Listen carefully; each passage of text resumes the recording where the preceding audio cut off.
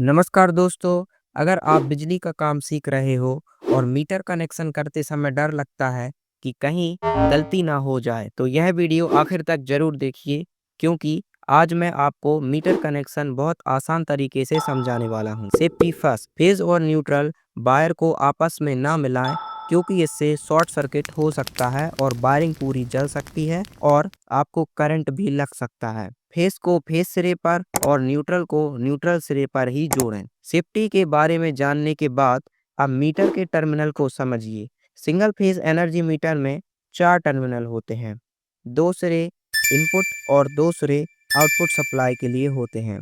आपके खम्भे से जो लाइन आकर मीटर में जुड़ती है वह इनपुट सप्लाई, और जो मीटर से आपके घर को जाती है वह आपकी आउटपुट सप्लाई हो जाती है। Note, single phase energy meter का न्यूट्रल आपस में जुड़ा रहता है। कनेक्शन के बाद चेक कैसे करें कि यह कनेक्शन सही है या नहीं।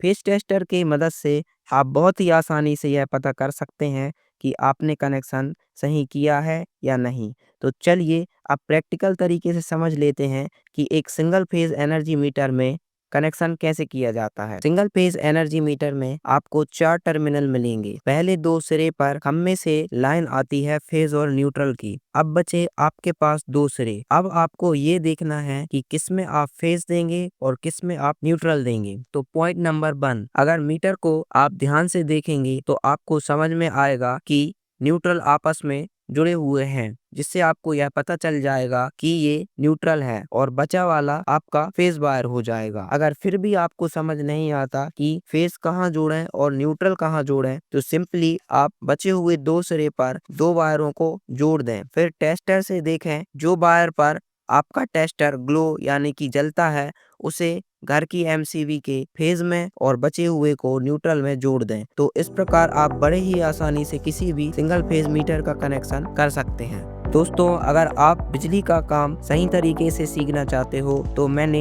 एक इलेक्ट्रिकल की प्रैक्टिकल ई बुक भी बनाई है, जिसे आप अमेज़न से इजीली परचेज कर सकते हैं। एंड ई बुक की लिंक मैंने डिस्क्रिप्शन में भी दी हुई है, जिससे आप डायरेक्ट मेरी ई बुक को परचेज कर सकते हैं।